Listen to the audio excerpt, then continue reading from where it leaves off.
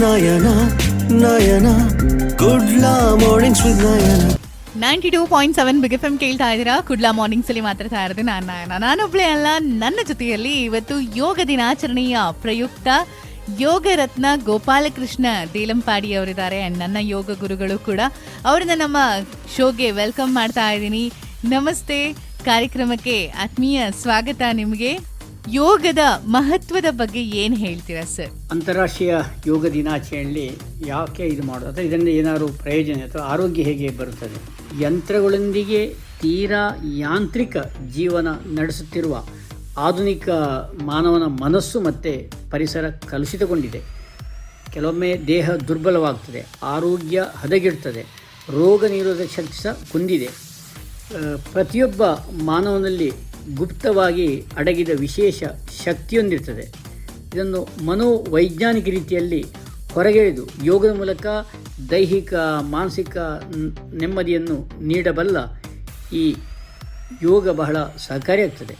ಪಾಶ್ಚಿಮಾತ್ಯರು ಈ ಭಾರತೀಯ ಯೋಗ ವಿಜ್ಞಾನದ ಮಹತ್ವವನ್ನು ಕೇಳಿ ತಿಳಿದು ಪ್ರಯತ್ನಿಸಿ ಒಪ್ಪಿಕೊಳ್ಳುತ್ತಿದ್ದಾರೆ. ಅದರಿಂದ ಯೋಗ ಈಗಾಗಲೇ ಹೇಳಿದಂತೆ ದೈಹಿಕ ಆರೋಗ್ಯ, ಚಿತ್ತಶಾಂತಿ, ಆಧ್ಯಾತ್ಮಿಕ ಸಾಧನೆಯ ಸಾಧವಾದ ಯೋಗ ಜಗತ್ತಿಗೆ ಭಾರತೀಯರ ವಿಶಿಷ್ಟ ಕೊಡುಗೆ. ಹಾಗೆ ಇಡೀ ವರ್ಷ ಬ್ಯುಸಿ ವೇಳಾಪಟ್ಟಿಯಿಂದ ಆರೋಗ್ಯಕ್ಕಾಗಿ ದಿನವನ್ನು ಕಳೆಯಲು ಹಾಗೂ ಸಮುದಾಯವನ್ನು ಹತ್ತಿರಕ್ಕೆ ತರಲು ಈ ರೀತಿ ಯೋಗದ ಮೂಲಕ ಸಾಧ್ಯ. ಮತ್ತು ಒತ್ತಡ ಜೀವನ ಒಂದು ತಡೆಗಟ್ಟಲು ಈ ಯೋಗ ಒಂದು ಬಹಳ ಸಹಕಾರಿಯಾಗ್ತದೆ. ಎಲ್ಲರೂ ಸಾಮೂಹಿಕವಾಗಿ ಯೋಗ ಮಾಡುವಾಗ ಮತ್ತು ಎಲ್ಲರ ಸಮುದಾಯವನ್ನು ಹತ್ತಿರ ನಂತರ ಆತ್ಮೀಯತೆ ಬೆರೆಯುತ್ತದೆ. ಹಾಗೆ ಒಂಥರ ಅಲ್ಲಿ ಮನಸ್ಸು ಮುದ ನೀಡುತ್ತದೆ. ಮತ್ತು ಯೋಗದಲ್ಲಿ ಅಷ್ಟಾಂಗ ಯೋಗ ಇದೆ. ಯಮ, ನಿಯಮ, ಆಸನ, ಪ್ರಾಣಾಯಾಮ, ಪ್ರತ್ಯಾಹಾರ, ಧಾರಣ, ಧ್ಯಾನ ಮತ್ತು ಸಮಾಧಿಗಳ 8 ಮೆಟ್ಟಲು.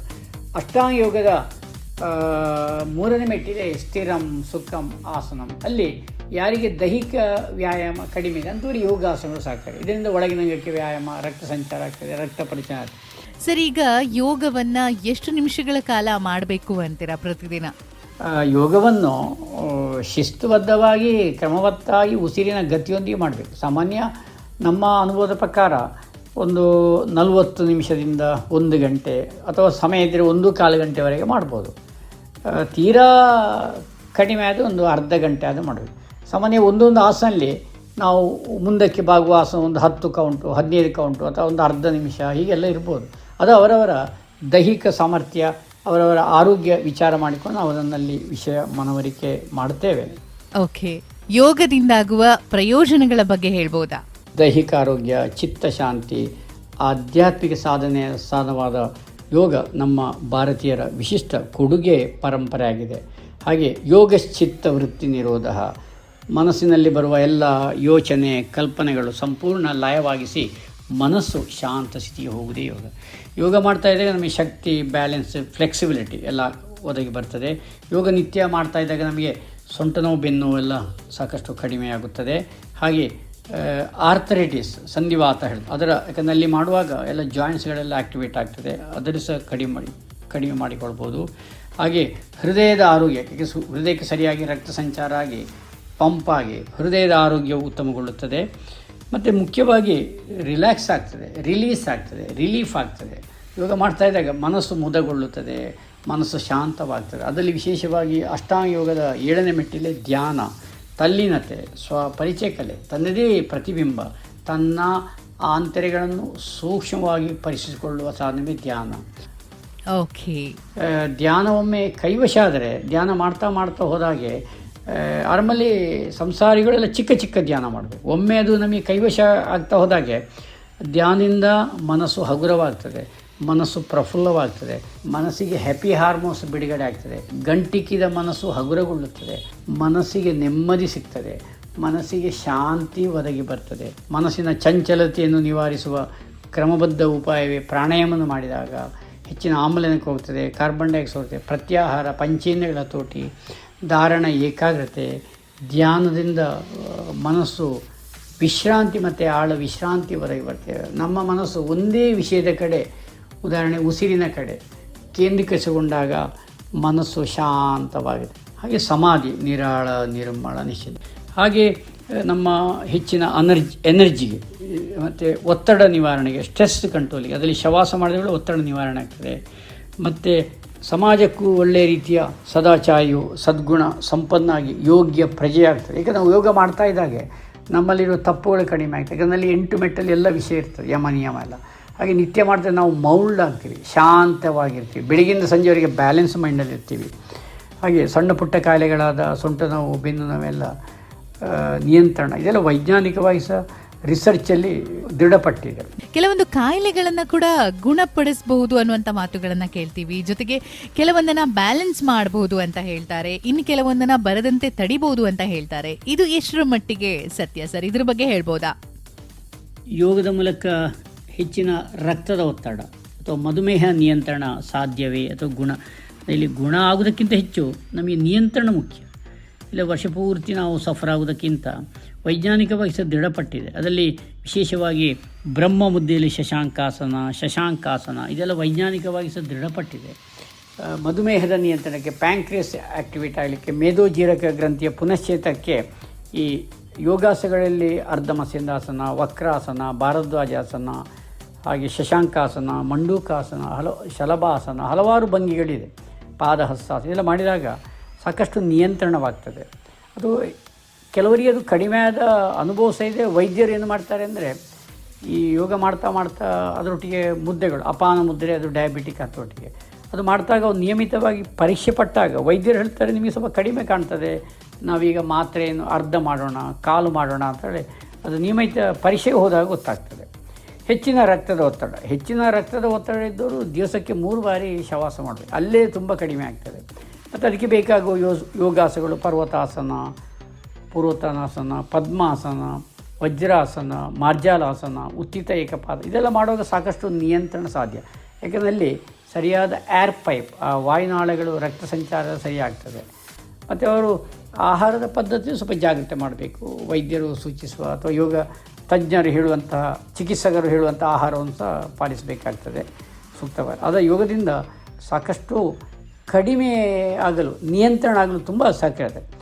ಗುಣ ಹೇಳೋದಕ್ಕಿಂತ ಮುಂಚೆ ವಿ ಡೋಂಟ್ ವಾಂಟ್ ಸಫರ್, ನಮಗೆ ಸಫರ್ ಆಗಬಾರ್ದು, ನಾವು ಕಾಯಿಲೆಯಿಂದ ಬಳಲಬಾರ್ದು. ಕೆಲವು ಕಾಯಿಲೆ ಏನಾಗ್ತದೆ ಅಂದರೆ ಗುಣ ಆಗುವ ರೀತಿಯೇ ಆಗ್ತದೆ. ಅಂದರೆ ಆ ವೈದ್ಯರು ಏನು ಮಾಡ್ತಾರೆ, ಮಾತ್ರೆ ತುಂಬ ಕಮ್ಮಿ ಮಾಡ್ತಾರೆ, ಮತ್ತು ಕೆಲವೊಮ್ಮೆ ಮಾತ್ರೆ ಸಹ ನಿಲ್ಲಿಸ್ತಾರೆ.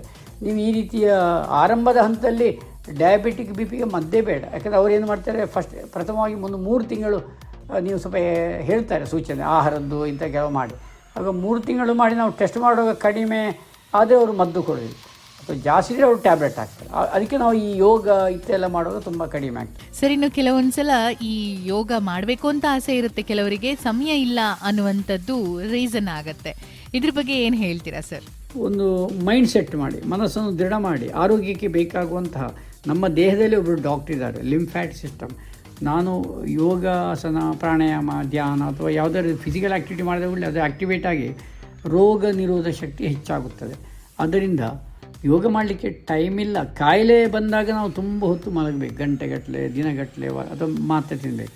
ಅದಕ್ಕೋಸ್ಕರ ಕಾಯಿಲೆಗಳನ್ನು ತಡೆಗಟ್ಟಲಿಗೆ ಯೋಗ ವೈಜ್ಞಾನಿಕವಾಗಿ ಸಹ ದೃಢಪಟ್ಟಿದೆ. ಅದಕ್ಕೆ ರಷ್ಯಾ ದೇಶದಲ್ಲಿ ಇದಕ್ಕೆ ಡ್ರಗ್ಲೆಸ್ ಥೆರಪಿ ಹೇಳ್ತಾರೆ ಯೋಗಕ್ಕೆ. ಜಪಾನ್ ದೇಶದಲ್ಲಿ ಎನರ್ಜಿ ಮೆಡಿಸಿನ್ ಅಂತ ಮಾಡ್ತಾರೆ. ಸಮಯ ಇಲ್ಲ ಹೌದು, ಆದರೂ ಸಹ ಆರೋಗ್ಯಕ್ಕೋಸ್ಕರ ಹೇಗೆ ನಾವು ಬ್ರಷ್ ಮಾಡ್ತೀವಿ, ಕೊನೆಯ ಪಕ್ಷ ಸ್ವಲ್ಪ ಹೊತ್ತಾದ ಒಂದು ಅರ್ಧ ಗಂಟೆಯ, ಈಗ ನಮ್ಮ ದೇಹದ ಎಲ್ಲ ಅಂಗಾಂಗಗಳಿಗೆ ವ್ಯಾಯಾಮ ಆಗ್ತದೆ, ರಕ್ತ ಪರಿಚಲನೆ ಆಗ್ತದೆ, ರಕ್ತ ಶುದ್ಧಿ ಆಗ್ತದೆ. ಈಗ ವೈದ್ಯರು ಸಹ ವಾಕಿ ಮಾಡಿ ಒಟ್ಟಿಗೆ ಯೋಗ ಮಾಡಿ ಹೇಳ್ತಾರೆ. ಯಾಕಂದರೆ ಯೋಗದಲ್ಲಿ 11 ಜಾಯಿಂಟ್ಸ್ 1000 ಪಾರ್ಟೆಲ್ಲ ಆ್ಯಕ್ಟಿವೇಟ್ ಆಗ್ತದೆ. ಈಗ ಕಾಯಿಲೆ ಪದೇ ಬರುವವರಿಗೆ, ಉದಾಹರಣೆಗೆ ಸೊಂಟ ನೋವು, ಬೆನ್ನು ಅಥವಾ ಅಲ್ಸರ್, ಡಯಾಬಿಟಿಕ್, ಗ್ಯಾಸ್ಟ್ರಿಕ್, ತಲೆನೋವು ಇತ್ಯಾದಿಗೆಲ್ಲ ಪದೇ ಕಾಡುವವರಿಗೆಲ್ಲ ಸಣ್ಣ ಉದಾಹರಣೆಗೆ ಅವರು ಸ್ವಲ್ಪ ಯೋಗ ಮಾಡುವಾಗ ಅದೆಲ್ಲ ಉದ್ದ ಇಳಿಬೋದು ಅಥವಾ ಬಾರದೇ ಇರ್ಬೋದು, ಅಥವಾ ನಿಯಂತ್ರಣ ಮಾಡ್ಬೋದು. ಅಥವಾ ಈ ಉದಾಹರಣೆಗೆ ಪುರುಷರಿಗೆ ಕಾಡುವ ಪ್ರಾಸ್ಟೇಟ್ ಆಗಲಿ ಅಥವಾ ಹರ್ನಿಯ ಆಗಲಿ, ಎಬ್ಡಮಿನಲ್ ಮಸಲ್ ವೀಕ್ ಆದವುಗಳೇ ಪ್ರಾಸ್ಟೇಟ್ ಮತ್ತು ಹರ್ನಿಯ ಬರುತ್ತೆ. ಅದನ್ನು ಎಕ್ಸಸೈಸ್ ಮಾಡಿದಾಗ ಎಬ್ಡಮಿನಲ್ ಮಸಲ್ ಸ್ಟ್ರಾಂಗ್ ಆಗ್ತದೆ. ಆಗ ಪ್ರಾಸ್ಟೇಟ್ ಹರ್ನಿಯ ಎಲ್ಲ ಪೋಸ್ಟ್ಪೋನ್ ಮಾಡ್ಬೋದು ಅಥವಾ ಬಾರದೇ ಇರ್ಬೋದು. ಕೆಲವರಿಗೆ 40 ವರ್ಷ ಬರೋದು, ಹೋಗಿ 60 ಆಗ್ತದೆ. ಹಾಗೆ ಇದೆಲ್ಲ ಸಮಸ್ಯೆ ಬರೋದಕ್ಕಿಂತ ಮುಂಚೆ ನಾವು ಯೋಗ ಮಾಡಿದರೆ ಹೇಯಂ ದುಃಖಂ ಅನಾಗತಂ ಅಂತೇಳಿ ಪತಂಜಲಿ ಋಷಿಮುನಿಗಳೇ ತಮ್ಮ ಪಾತಂಜಲ ಯೋಗ ಶಾಸ್ತ್ರದಲ್ಲಿ ಅವರು 4 ಪಾದ ಹೇಳಿದ್ದಾರೆ. ಸಮಾಧಿ ಪಾದ, ವಿಭೂತಿ ಪಾದ, ಕೈವಲ್ಯ ಪಾದ. ಕಾಯಿಲೆ ಬರೋ ಮುಂಚೆ ಯೋಗ ಮಾಡಿ ದೇಹವನ್ನು ಮೊದಲು ಹಿಡಿತಕ್ಕೆ ತಂದುಕೊಳ್ಳಬೇಕು. ಅದಕ್ಕೆ ಭಾರತೀಯ ಯೋಗ ಒಂದು ಸಾಕು. ಕಾಯಿಲೆಗಳನ್ನು ಆದಷ್ಟು ಪದೇ ಪದೇ ಕ್ರಾನಿಕ್ ಯಾವಾಗಲೂ ವರ್ಷಪೂರ್ತಿ ಕಾಯಿಲೆ ಇರಬಾರ್ದು. ಕೆಲವೊಮ್ಮೆ ಬರ್ತದೆ ಹವಾಮಾನ ಅಥವಾ ಇನ್ನೇನು ಸಮಸ್ಯೆಯಿಂದ, ಅದು ಯಾವಾಗಲೂ ತಲೆನೋವು, ಯಾವಾಗಲೂ ಇನ್ನೇನೋ ಕಾಯಿಲೆಗಳು ಬರೋದಕ್ಕೆ ಆ ಸಮಸ್ಯೆ ಬರುವವರು ಬಾರದೇ ಇರಲಿಕ್ಕೆ ಯೋಗ ತುಂಬ ಸಹಕಾರಿಯಾಗಿದೆ. ವಿ ಕ್ಯಾನ್ ಪ್ರೊಟೆಕ್ಟ್, ನಮ್ಮನ್ನು ತಡೆಗಟ್ತದೆ, ಹೆಲ್ಪ್ ಆಗ್ತದೆ, ಗುಣಪಡಿಸಲು ಸಹಾಯವಾಗ್ತದೆ. ಸರ್, ಆಹಾರ ಪದ್ಧತಿ ಹೇಗಿರಬೇಕು ಯೋಗ ಮಾಡುವಾಗ ಅಷ್ಟೇ ಅಲ್ಲ ಪ್ರತಿನಿತ್ಯದ ಜೀವನದಲ್ಲಿ? ಹಸಿವೆ ಆದಾಗ ತಿಂದ ಆಹಾರ ಜೀರ್ಣ ಆಗ್ತದೆ, ಒಳ್ಳೆ ಸಕ್ಕರೆ, ಒಳ್ಳೆ ಕೊಲೆಸ್ಟ್ರಾಲ್, ಒಳ್ಳೆ ಫ್ಯಾಟ್ ಆಗ್ತದೆ. ಹಸಿವೆ ಇಲ್ಲ ತಿಂದರೆ ಬ್ಯಾಡ್ ಕೊಲೆಸ್ಟ್ರಾಲ್, ಥೈರಾಯ್ಡ್ ಇತ್ಯಾದಿ ಬೇರೆ ಬೇರೆ ಕಾಯಿಲೆಗಳು. ಇಲ್ಲಿ ನಾವು ಹೇಳೋದು, ಆಹಾರವನ್ನು ಸೇವಿಸಿದ ನಂತರ ಬಾಯಿ ಮುಚ್ಚಿ ಆಹಾರವನ್ನು ಜಗಿದು ನುಂಗಬೇಕು. ಬಾಯಿ ತೆರೆದು ಆಹಾರವನ್ನು ಜಗಿಯಬಾರದು. ಯಾಕೆಂದರೆ ಬಾಯಿಯಲ್ಲಿರುವ ಲಾಲಾರಸ ಆಹಾರಕ್ಕೆ ಬೆರಕೆ ಆಗೋಲ್ಲ. ಈಗ ನಾನು ಒಂದು ಚಪಾತಿ ಬಾಯಿ ಹಾಕಿ ಅಲ್ಲಿ ಬಾಯಿ ಓಪನ್ ಮಾಡಿದರೆ ಬಾಯಿ ಗಾಳಿ ಸ್ಪರ್ಶದಿಂದ ಜೊಲ್ಲು ರಸ ಆಹಾರಕ್ಕೆ ಬೆರಕೆ ಆಗೋದಿಲ್ಲ. ಆದ್ದರಿಂದ ಆಹಾರ ತಿನ್ನುವಾಗ ತುಟಿ ಮುಚ್ಚಿ ಬಾಯಿ ಮುಚ್ಚಿ ತಿನ್ನಬೇಕು, ಜಗಿದು ತಿನ್ನಬೇಕು. ಒಂದು 10-12 ಸತಿ ಎಷ್ಟು ಬೇಕಷ್ಟು. ಮತ್ತು ನೀರು ಕುಡಿಬಾರ್ದು. ಹಸಿವೆ ಆದಾಗಲೇ ತಿನ್ನಬೇಕು. ಆಹಾರ ತಿನ್ನುವಾಗ no T V, no radio, no paper, no talking, no. ಆಹಾರ ತಿನ್ನುವಾಗ ಯಾವುದೇ ರೀತಿಯ ಟಿ ವಿ, ಮೊಬೈಲು ಅಥವಾ ಪೇಪರ್ ಓದೋದು, ರೇಡಿಯೋ ಕೇಳೋದು ಯಾವುದು ಮಾಡಬಾರ್ದು. ಆಹಾರದ ಕಡೆಗೆ ಗಮನ ಇರಬೇಕು. ಸತ್ವಯುತವಾದ ಸಾತ್ವಿಕ ಆಹಾರ ಹೇಳ್ತೇವೆ. ಅತಿ ಹುಳಿ, ಅತಿ ಖಾರ, ಅತಿ ಮಸಾಲೆ ಬೇಡ. ಹಿತ ಬುಕ್, ಮಿತ ಬುಕ್, ಋತ ಬುಕ್ ಅಂತೇಳಿ. ಮತ್ತು ಆಹಾರದಲ್ಲಿ ಎಲ್ರಿಗೂ ಗೊತ್ತಿದೆ ಪೋಷಕಾಂಶಗಳು ಬೇಕು. Vitamin, protein, carbohydrate, mineral, phosphorus, sodium. ಆದರೆ ಸೇವನೆ ಕ್ರಮ ಬಹಳ ಮುಖ್ಯ. ತುಟಿ ಮುಚ್ಚಿ ಬಾಯಿ ಮುಚ್ಚಿನ್ಬೇಕು. ಅದು ಹಸಿವೆಯಾದಾಗ. ಊಟ ಮಾಡಿದ ಕೂಡಲೇ ಒಂದು 100 ಹೆಜ್ಜೆ ಹಾಕಿ ಹೇಳ್ತಾರೆ. ಯಾಕಂದರೆ ಅದು ತಿಂದ ಆಹಾರ ಸರಿ ಡೈಜೆಸ್ಟ್ ಆಗುತ್ತೆ. ಆಮೇಲೆ ಕೆಂಡಕ್ಕಿ ಕೈ ಕಾಯಿಸು. ಈಗ ಕೆಂಡ ಇಲ್ಲ, ಕೊನೆ ಭಾಷೆ ಕೈಯನ್ನು ರಬ್ ಮಾಡಬೇಕು 1-2 ನಿಮಿಷ. ಆಗ ಬಿಸಿಯಾಗಿ ಒಂಥರ ಹೀಲಿಂಗ್ ಆಗಿ ಜೀರ್ಣಶಕ್ತಿ ಒಳ್ಳೆ ಕನೆಕ್ಟ್ ಆಗ್ತದಲ್ಲ. ಆಮೇಲೆ ಗಂಡು ಭುಜ ಮೇಲಾಗಿ ಮಲಗುವಾಗ ಬಲಭುಜ ಮೇಲಾಗಿ ಆಗ ವೈದ್ಯನ ಕಂಡ ಕಾಣಯ್ಯ, ವೈದ್ಯರನ್ನು ಕಾಣೋದು ಬೇಡ ಅಂತ ಹೇಳಿ. ಸಾತ್ವಿಕ ಆಹಾರ ಯಾವುದು ಕೇಳ್ತೀವಿ. ಯಾವ ಆಹಾರ ಸೇವಿಸಬೇಕು? ಆಹಾರ ಹುರುಳಿಕಾಯಿ, ಬೆಂಡೆಕಾಯಿ, ಹಾಗಲಕಾಯಿ, ಮೆಂತ್ಯ ಸೊಪ್ಪು, ಪುದೀನ ಸೊಪ್ಪು, ಕೊತ್ತಂಬರಿ ಸೊಪ್ಪು, ಹಾಗೆ ಈ ರೀತಿಯ ನಮ್ಮ ಹಿತ್ತಲ ಗಿಡದಲ್ಲಿ ಸಿಕ್ಕುವಂತಹ ಸತ್ವಯುತವಾದ ಸಾತ್ವಿಕ ಆಹಾರಕ್ಕೆ ಬೇಕಾಗುವಂತಹ ಈ ರೀತಿಯ ಆಹಾರವನ್ನು ನಾವು ಸೇವಿಸಬೇಕಾಗುತ್ತದೆ. ಸರ್, ಈಗ ಯೋಗ ಮಾಡುವಾಗ ಸಾಮಾನ್ಯವಾಗಿ ತುಂಬಿದ ಹೊಟ್ಟೆಯಲ್ಲಿ ಮಾಡಬಾರ್ದು. ಯಾವುದೇ ವಾಕಿಂಗ್ ಎಕ್ಸಸೈಸ್ ಆಗಲಿ ಅದಂತೂ ನಿಯಮ ಇದ್ದೇ ಇರುತ್ತೆ. ಯೋಗಕ್ಕೆ ಯಾವ ಹೊತ್ತಲ್ಲಿ ಮಾಡಿದರೆ ಒಳ್ಳೆಯದು ಅಂತೀರಾ ಸರ್? ಬೆಳಿಗ್ಗೆ ಮತ್ತು ಸಂಜೆ ಅತ್ಯುತ್ತಮ ಸಮಯ. ಅಂದರೆ ನಾವು ಬ್ರಾಹ್ಮಿ ಮುಹೂರ್ತ ಭಾಳ ಒಳ್ಳೆಯದು ಅಂತೇಳಿ. ಈ ಬೆಳಿಗ್ಗೆ ಸೂರ್ಯನ ಡಿವೈನ್ ರೇಸ್ ಭೂಮಿ ಬರಬೇಕಾದ್ರೆ ಆ ಒಂದು 2 ಗಂಟೆ ಅವಧಿ ಬೆಳಗಿನ ಬ್ರಾಹ್ಮಿ ಮುಹೂರ್ತ, 3ರಿಂದ 6 ಹೇಳ್ತಾರೆ. ಸೂರ್ಯ ಉದಯಿಸಿದ 48 ನಿಮಿಷ ಸಹ ಬ್ರಾಹ್ಮಿ ಮುಹೂರ್ತ. ಆದ ಕಾರಣ ಬೆಳಿಗ್ಗೆ ಆ ಒಂದು ಬ್ರಾಹ್ಮಿ ಮುಹೂರ್ತ ಒಂದು 5 ಗಂಟೆಗೆ, 6 ಗಂಟೆಗೆ, ಒಂದು 6:30 ಈ ರೀತಿ ಒಂದು ಅರ್ಧ ಮುಕ್ಕಾಲು ಗಂಟೆ ಯೋಗ ಮಾಡುವಾಗ ನಮ್ಮ ದೇಹದ ಎಲ್ಲ ನರನಾಡಿಗಳು ಚೈತನ್ಯಗೊಳ್ಳುತ್ತದೆ ಮತ್ತು ಶಾಂತವಾಗಿರ್ತದೆ. ಅದರಲ್ಲಿ ಅಷ್ಟಾಂಗ ಯೋಗದ 4ನೇ ಮೆಟ್ಟಿಲೆ ಪ್ರಾಣಾಯಾಮ. ಬೆಳಿಗ್ಗೆ ಪ್ರಾಣಾಯಾಮ ಮಾಡಿದರೆ, ಅಂದರೆ ಬ್ರಾಹ್ಮಿ ಮುಹೂರ್ತದಲ್ಲಿ ಪ್ರಾಣಾಯಾಮ ಮಾಡಿದರೆ ನಮ್ಮ ಹಿರಿಯರ ಪ್ರಕಾರ 80% ಆಮ್ಲಜನಕ, ಆಕ್ಸಿಜನ್ ಬ್ರೈನ್ ಅಬ್ಸಾರ್ಬ್ ಆಗ್ತದೆ. ಮಧ್ಯಾಹ್ನ 40 ನಿಮಿಷ ಹೇಳ್ತಾರೆ. ಸಂಜೆ ಕೇವಲ ಒಂದು 40, ಮಧ್ಯಾಹ್ನ 40% ಅಷ್ಟೇ. ಸಂಜೆ ಒಂದು 10-20 ನಿಮಿಷ ಮಾತ್ರ, 10 ನಿಮಿಷ ಅಂತ ಹೇಳ್ತಾರೆ. ಆದ ಕಾರಣ ಯೋಗ ಕಲೀಲಿಕ್ಕೆ ಯಾವ ಹೊತ್ತಿಗೆ ಕಲಿಬೋದು, ಹೊಟ್ಟೆ ಕಾಲಿದ್ರೆ ಆಯಿತು. ಕ್ಲಾಸಲ್ಲಿ ಸಾಮಾನ್ಯ ಜನರಲ್ಲಿ ನಾವು ತರಬೇತಿ ಕೊಡುವಾಗ ಯೋಗ ಬೆಳಿಗ್ಗೆ ಮತ್ತು ಸಂಜೆ ಅತ್ಯುತ್ತಮ ಸಮಯ. ಅದು ಬಹಳ ಉತ್ತಮವಾದ ಸಮಯ ಬ್ರಾಹ್ಮಿ ಮುಹೂರ್ತ. ಓಕೆ ಸರ್, ಇನ್ನು ಮುದ್ರಾ ಯೋಗದ ಬಗ್ಗೆ ಏನು ಹೇಳ್ತೀರಾ? ಯಾವ ಟೈಮಲ್ಲಿ ಬೇಕಾದರೂ ಮಾಡಬಹುದು, ಜೊತೆಗೆ ಬಹಳ ಈಸಿಯಾಗಿ ಮಾಡಬಹುದಾದಂತಹ ಮುದ್ರೆಗಳು ಬಹಳಷ್ಟಿದೆ ಅನ್ನುವಂಥದ್ದು, ಇದರ ವಿಶೇಷತೆ ಏನು? ಕೈ ಬೆರಳುಗಳ ವ್ಯವಸ್ಥಿತ ಚಲನೆ ಮಾಡುವಂಥದ್ದು ಮುದ್ರೆಗಳು. ನಮ್ಮ ಹಸ್ತದಲ್ಲಿ 12 ರಾಶಿಗಳು, 27 ನಕ್ಷತ್ರಗಳು, ನವಗ್ರಹಗಳಿವೆ. ಹೆಬ್ಬೆರಳು ಅಗ್ನಿತತ್ವ, ಮೇಷರಾಶಿ ಶುಕ್ರಗ್ರಹ, ತೋರುಬೆರಳು ವಾಯು ಗುರುಗ್ರಹ, ಮಧ್ಯಬೆರಳು ಆಕಾಶ ತತ್ವ ಶನಿಗ್ರಹ, ಉಂಗುರ ಬೆರಳು ಪೃಥ್ವಿತತ್ವ. ಅದರಲ್ಲಿ ಮಲ ಮೂತ್ರ ಕಣ್ಣೀರು ಎಲ್ಲ ಕನೆಕ್ಟ್ ಆಗಿದೆ, ಅದನ್ನೆಲ್ಲ ಸರಿ ಮಾಡಲಿಕ್ಕೆ. ಹಾಗೆ ಸೂರ್ಯಗ್ರಹ, ಚಿಕ್ಕ ಬೆರಳು ಬುಧಗ್ರಹ ಜಲತತ್ವ. ಈ ರೀತಿ ಕೈಯಲ್ಲಿ ಬೆರಳಿನ ಅಗ್ರಭಾಗದ ಸೈನಸ್, ಬೆರಳಿನ ತುಟಿ, ಅದು ನಮ್ಮ ಮಿದುಳಿಗೆ ಬ್ರೈನ್ಗೆ ಅಟ್ಯಾಚ್ ಆಗಿದೆ ಅಂತೇಳಿ ವೈಜ್ಞಾನಿಕವಾಗಿ ದೃಢಪಡಿ. ಹಿಂದೆ ಗುರುಕುಲ ಪದ್ಧತಿಯಲ್ಲಿ ಗುರುಗಳು ಕೊನೆಗೆಲ್ಲ ಮುದ್ರಾ ಯೋಗ, ಯಾವ ಕಾಯಿಲೆಗೆ ಯಾವ ಮುದ್ರೆ ಮಾಡಿ. ಹಿಂದೆ ಯಾವುದೇ ರೀತಿಯ ಅಲೋಪತಿ ಹೋಮಿಯೋಪತಿ ಎಲ್ಲ ಅಷ್ಟಿರಲಿಲ್ಲ. ಈ ಮುದ್ದೆಗಳ ಮೂಲಕ ಮಾಡ್ತಾಯಿದ್ರು. ಯಾಕೆಂದರೆ ಎಲ್ಲ ಬೆರಳುಗಳು ಚೇತನದಾಯಕ. ಆ ಬೆರಳಿನ ಏನು ಹೊರವಲಯದಲ್ಲಿ ಚೈತನ್ಯ ಶಕ್ತಿ ಹೊರಗೆ ಹೋಗಿ ವೇಸ್ಟ್ ಆಗ್ತಾಯಿದೆ, ಅದು ಒಳಗಡೆ ಬರಲಿಕ್ಕೆ ಮುದ್ರೆ ಮಾಡಬೇಕು. ಮತ್ತು ಇನ್ನಷ್ಟು ಮಾಹಿತಿಗಳು ಬೆರಳಲ್ಲಿ ಹೇಳ್ಬೋದು. ಹೆಬ್ಬೆರಳಲ್ಲಿ ವಿಟಮಿನ್ ಇ ಅಬ್ಸರ್ವ್ ಆಗ್ತದೆ ದೇಹದ ಒಳಕ್ಕೆ. ಈಗ ನಾವೇನು ಊಟ ಮಾಡ್ತೀವಿ ಅಥವಾ ಇನ್ನೇನು ತರಕಾರಿ ಸೊಪ್ಪುಗಳು ತಿಂತೀವಿ, ಅದರಲ್ಲಿ ವಿಟಮಿನ್ ಇ ಅಬ್ಸರ್ವ್ ಮಾಡ್ತದೆ. ತೋರು ಬೆರಳು ವಿಟಮಿನ್ ಎ, ಮಧ್ಯದ್ದು ಐರನ್ ಕಂಟೆಂಟ್, ಉಂಗುರ ಬೆರಳು ಡಿ, ಚಿಕ್ಕ ಬೆರಳು ಸಿ. ಈಗ ನನಗೆ ಉದಾಹರಣೆಗೆ ಐರನ್ ಕಡಿಮೆ ಆದ ಕೂಡಲೇ ಹೆಬ್ಬೆರಳು ಮತ್ತು ಮಧ್ಯ ಬೆರಳಿನ ಅಗ್ರಭಾಗ ಸ್ಪರ್ಶ ಮಾಡಿದ ಕೂಡಲೇ ಕಬ್ಬಿಣದ ಅಂಶ ಇಳಿತದೆ. ಏನು ತಿಂದ ಸೊಪ್ಪು ತರಕಾರಿ ಎಲ್ಲ ಸಕ್ ಮಾಡ್ತದೆ, ಅಬ್ಸಾರ್ಬ್ ಮಾಡ್ತದೆ. ಹಾಗೆ ಇದು ವೈಜ್ಞಾನಿಕವಾಗಿ ದೃಢಪಟ್ಟಿದೆ. ಮುದ್ದೆಗಳನ್ನು ಯಾವುದೇ ಹೊತ್ತಲ್ಲಿ ಮಾಡೋದು ಅದರ ವಿಶೇಷತೆ ಆಗಿದೆ. Any time, anywhere, any place. ಈಗ ನಾನು ಸ್ವಿಚ್ ಹಾಕಿದರೆ ಹೇಗೆ ಲೈಟ್ ಆನ್ ಆಗ್ತದೆ, ಆಫ್ ಆದರೆ ಹೇಗೆ ಆಫ್ ಆಗ್ತದೆ, ಅದೇ ರೀತಿ ನಾನು ಬೆರಳು ಅಗ್ರಭಾಗ ಮೆತ್ತಗೆ ಫೆದರ್ ಟಚ್ ಮಾಡಿದಾಗ ಅದು ಮಿದುಳಿನ ಜೀವಕೋಶಕ್ಕೆ ಕನೆಕ್ಟ್ ಆಗ್ತದೆ, ಅಲ್ಲಿ ಹಾಗೆ ವರ್ಕೌಟ್ ಆಗ್ತದೆ. ಈ ಒಂದು ಮುದ್ದೆಗಳನ್ನು ಯಾವ ಹೊತ್ತಿಗೂ ಸಹ ಮಾಡ್ಬೋದು.